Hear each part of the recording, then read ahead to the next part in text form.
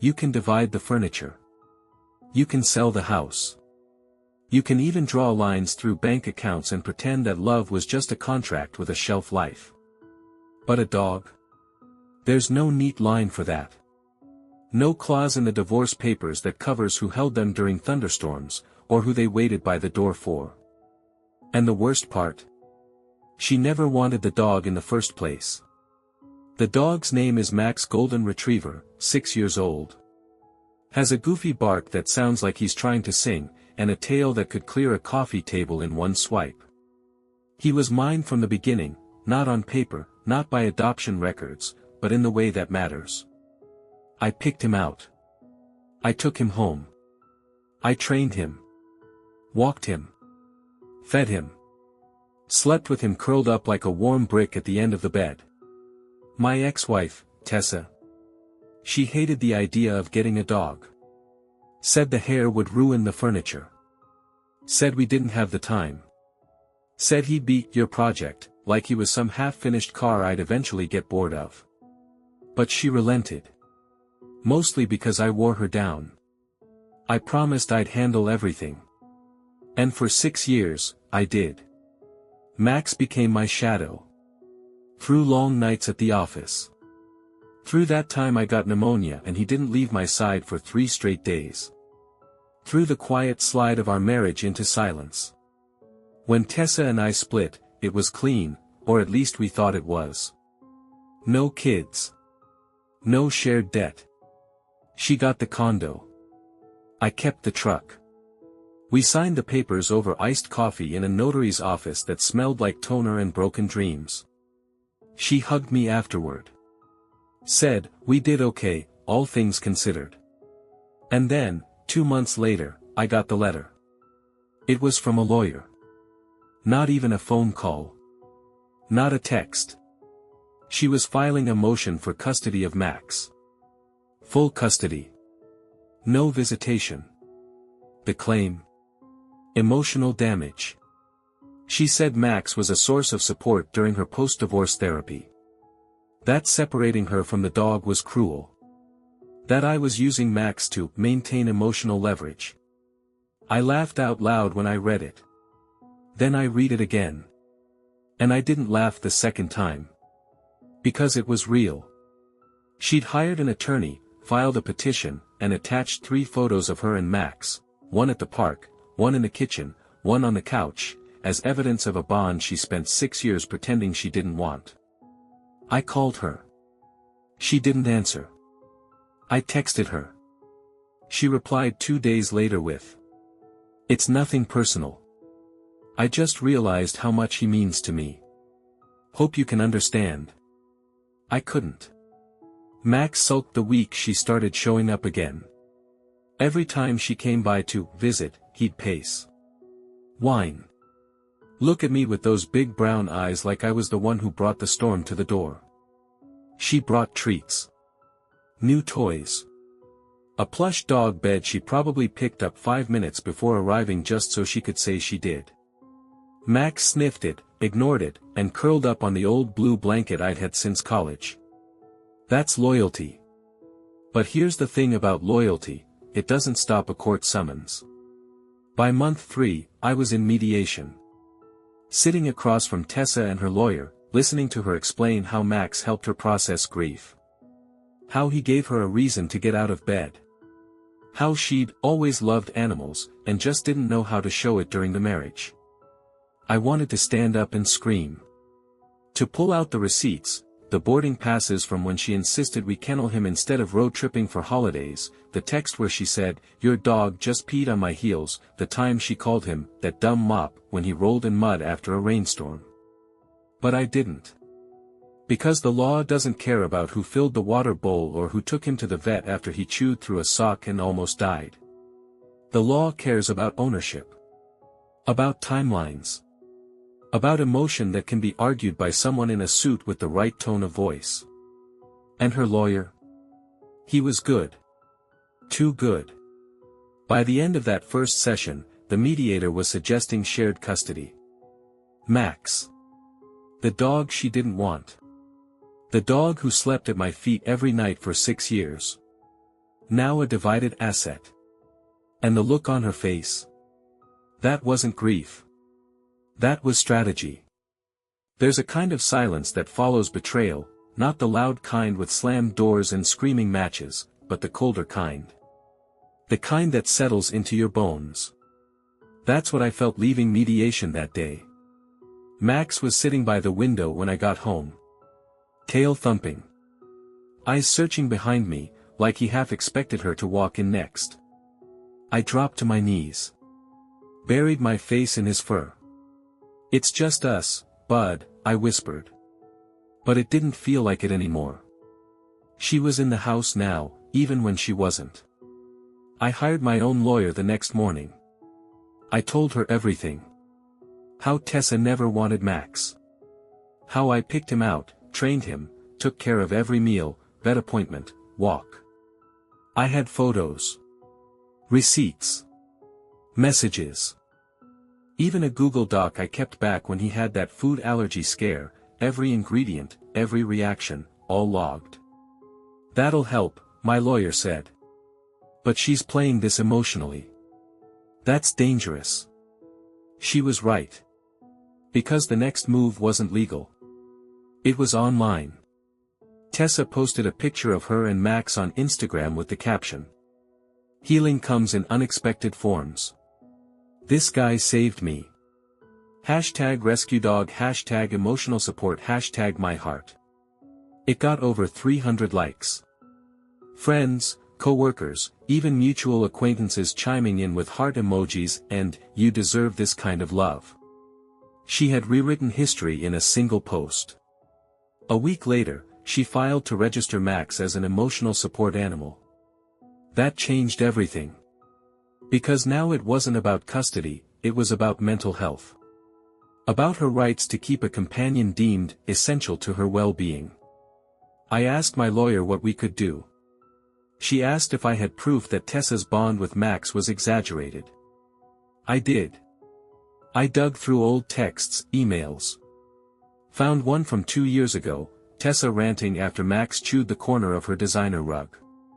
"I swear, if you don't get that dog under control, I'm sending him back to the shelter." I found a hotel booking from when she made me board him during our anniversary weekend, because hotels that take dogs smell like sadness and wet fur.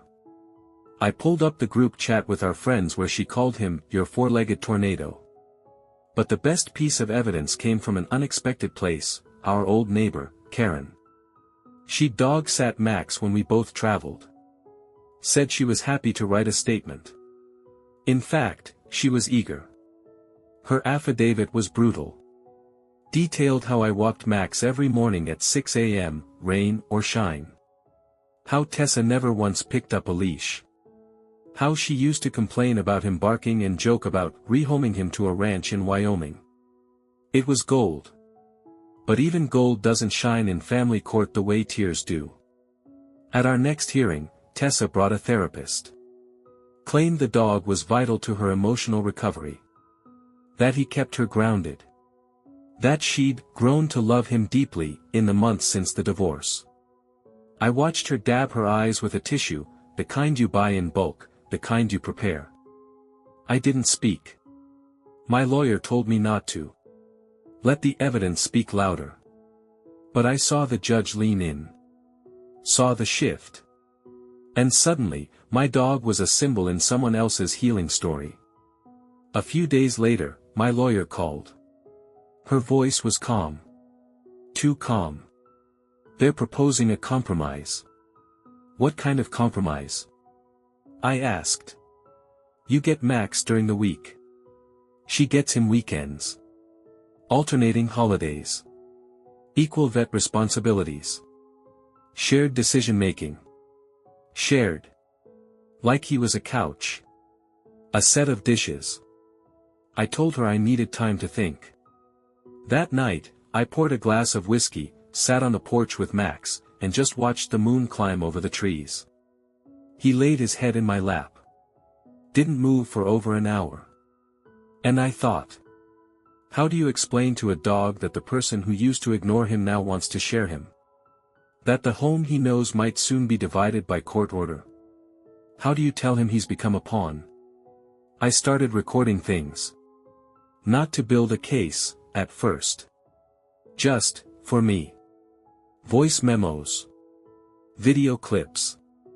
Little logs of what Max and I did day to day. His tail wags when I came home. The way he groaned like an old man when I scratched behind his ears. The way he nudged my hand off the keyboard when he thought I'd been working too long. It was documentation, sure. But it was also a kind of quiet resistance. A reminder to myself that this was real.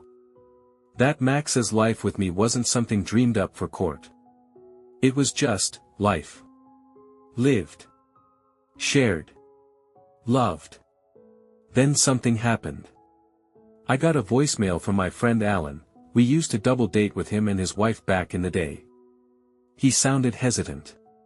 Hey, man, weird one. Tessa was out with some friends last weekend. Couple of us were there.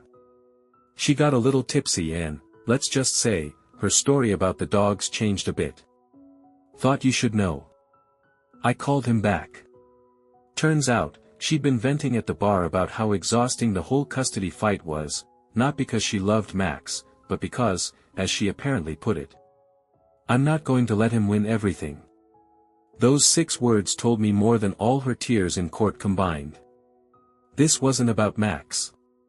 It was about me. Control. Payback. Power. The dog was just the most effective weapon in reach. Alan offered to get a copy of the conversation. He said one of the other guys there always records things for his podcast. It was legal, since it was in a public space and everyone involved had knowledge.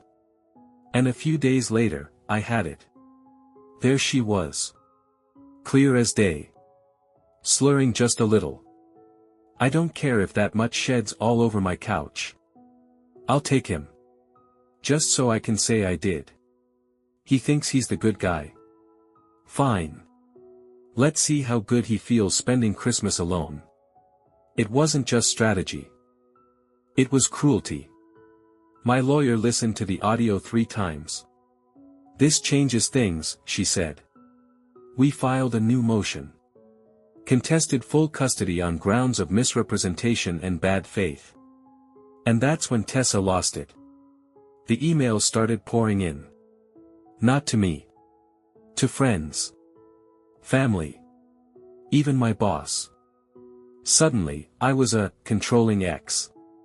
A man who weaponized a pet to continue emotional abuse. She told people I was using Max as a smokescreen to keep from facing real healing. That I wouldn't even let her have a dog without trying to punish her for leaving. And some folks who'd never asked my side, believed her. I got side eyes at the grocery store. A few awkward run-ins with mutual friends. One even asked me if it was true that I let the dog sleep in my bed to keep him away from her. I didn't answer. Not because I didn't have one. But because none of them were asking to understand. They were asking to pick sides. Max started acting out. More anxious. Restless. Barking at shadows. Whining at the door. It was like he could feel the tension hanging in the walls. I gave up trying to explain it to people. Stopped defending myself in group texts. Let the rumors run. Because every minute I spent trying to clear my name was one less minute spent being the man Max knew I was. I made a decision. I told my lawyer we weren't negotiating anymore. I was going for full custody. She warned me it'd get ugly. That it'd dig up things I didn't want to unearth, about the marriage, the divorce, about the parts of me I'd rather leave buried. I told her that was fine. Because some things are worth fighting for. Family court isn't like TV. It's not gavel-banging drama or grand speeches that sway the room. It's quiet. Clinical. A little cold. They don't look at hearts. They look at paperwork. Which makes it all the more surreal when you find yourself fighting over something as warm, as alive, as a dog. We sat on opposite sides of the courtroom, me in a navy blazer that didn't quite fit like it used to, her in a soft gray sweater that made her look more delicate than she'd ever been. Tessa didn't even look at me when she walked in. Just placed a hand gently on her chest, like she was holding something sacred there, and took her seat beside her lawyer. When the judge entered, everyone stood. I felt like I was standing trial for a crime I hadn't committed, but would still have to prove I didn't. The hearing began. Tessa's lawyer went first, leaning hard into the emotional narrative. She has built a connection with Max that has helped her recover from the emotional strain of divorce. Removing him from her life would be traumatic. He had documents. Journals. A letter from her therapist, worded carefully to say that Max was instrumental in supporting her emotional wellness. It stopped short of calling him a licensed ESA, but the suggestion hung in the air like perfume. Then came the pictures. Photos of her walking Max in the park. Snuggling him on the couch. A birthday hat on his head. Her smiling like this dog had been the missing puzzle piece in her heart all along. I wanted to scream. Because every photo had a timestamp, and every timestamp was after the divorce. The 6 years before that. She never took a single photo of him. Didn't even post him once. But that wasn't what the judge saw. The judge saw a woman rebuilding. A woman who looked like she loved her dog. When it was our turn, my lawyer started slow. Calm. Focused. She presented vet records in my name. Grooming appointments paid from my card.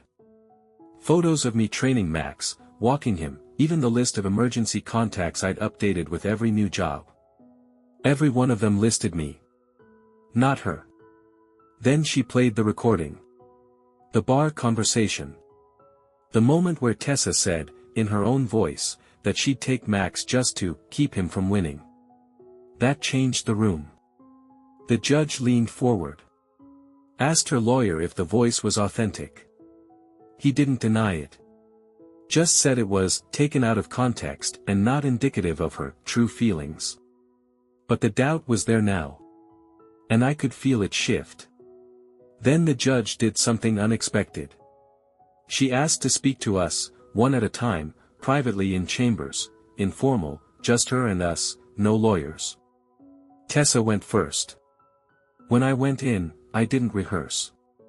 Didn't try to outmaneuver. I just told the truth. That Max had been by my side through it all. That he wasn't a symbol or a support animal or a prop for emotional theater. He was my dog. My family. And then I told her this.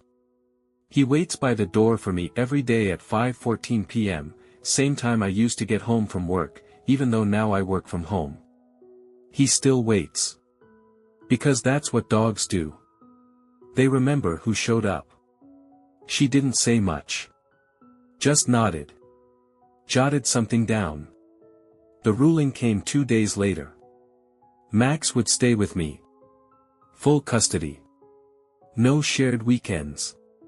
No handoffs in parking lots. The judge's opinion was short but clear. In light of compelling documentation, consistent care, and demonstrable evidence of primary attachment, the court awards full custody of Max to the respondent. I didn't cry. Not in court. But I exhaled so deep it felt like I'd been holding my breath for months. Tessa didn't look at me. Just gathered her things and walked out fast, her heels tapping a quick rhythm against the tile. And just like that, it was over. Or so I thought. 2 weeks after the court ruling, I got a text from Tessa. Just one sentence. Can I say goodbye to him? I stared at the message for a long time. It was hard to read her tone. Harder still to read my own reaction. Part of me wanted to say no, to protect Max, to draw a line under all of it. But there was another part, a quieter part. The part that remembered we'd shared more than a dog, once. A life. A home. A handful of good years before it all came undone. So I replied. 1 visit. 30 minutes. I'll stay. No drama. She showed up the next day. Dressed down. No makeup. A hoodie I hadn't seen since the early days of our marriage, when weekends meant Netflix and popcorn, not therapists and settlement negotiations. Max barked when she knocked, not with excitement, more out of habit. That alert dog tone that says, someone's at the door, not, my person is home. She stepped in slowly, crouched near him. Hey, buddy. Max wagged, but not much. He sniffed her hands. Let her pet him. But it wasn't the joyful leap or full-body wiggle he gave me when I came home. It was polite. I watched her realize that. She sat on the floor with him for a while. Rubbed his ears. Told him she was sorry. Whispered things I couldn't hear. Max yawned. Rested his head in her lap, just briefly. Then he got up and padded over to me. Sat by my feet. Like he'd made his choice all over again. Tessa nodded. Didn't cry. Just looked up at me with tired eyes. I didn't lose him, she said quietly. I never really had him, did I? I didn't answer. Because we both knew. She stood up, brushed dog hair off her pants, and handed me a small envelope. I wrote something. For you. For him, I guess. She gave Max one last pat and left without another word. I didn't open the letter right away. That night, after Max was asleep, curled up in his usual spot by the door, I sat on the couch and unfolded the paper. It was written in her slanted, perfect cursive. I thought getting the dog was your way of filling something I couldn't. I hated that he calmed you when I couldn't. That he listened better. That he was simple, and loyal, and good, when I was complicated and tired and breaking inside. It wasn't about Max. Not really. It was about how much you loved something I didn't understand. And how much I resented not being the thing that steadied you. You were a better man with him. And I hated that for a long time. But now, I think maybe he's the best part you get to keep. And I hope he keeps you, too. I sat with that for a long time. Let it sink in. Because even though the battle had felt petty, bitter, and full of sharp edges, that letter. That was something else. That was honesty. Maybe too late. But still real. The next morning, Max and I walked a little longer than usual. The leaves were just starting to change, and he kept stopping to sniff every new scent, tail wagging like he was rediscovering the whole world one block at a time. And somewhere in that quiet, I felt something settle. Peace, maybe. Or closure. Or maybe just the end of something that no longer needed to hurt. Time doesn't heal everything. That's a myth. But it does smooth the edges. 3 months after the court ruling, life had settled into something steady. Predictable. Good. Max and I had our rhythm, morning walks down Maple Street, evening routines that included an ice cube treat, his favorite, and Saturday trips to the lake where he'd chase ducks he never had a prayer of catching. He slept by the front door like he always had, occasionally snoring like a freight train. The house was quiet now. But it didn't feel empty. It felt whole. Because I wasn't holding my breath anymore. There was no more waiting for a text. No more worrying about weekend exchanges or wondering if a judge might undo the life Max and I had built together. That chapter was closed. Tessa never reached out again. Not after that visit. Not after the letter. And I didn't reach out to her either. There was nothing left to say. But her words stayed with me. Not in a bitter way, in a strange, settled way. I'd reread the letter twice since that day. Each time, it felt a little different. A little more honest. Less like an attack, more like a woman putting down the armor too late to stop the war, but just in time to walk away clean. Sometimes, I wondered what she really saw when she looked at Max.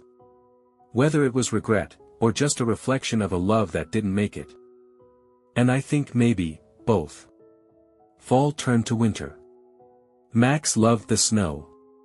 He'd bury his whole face in it, then come barreling back to me, tongue out, eyes wild with joy like every flake was brand new. We had our holidays, just the two of us. Quiet. A little melancholy, sure. But peaceful. And then, one day, something happened that caught me completely off guard. It was a Sunday. We were at the park. Max was off-leash in the enclosed area, chasing after a tennis ball like it was his job.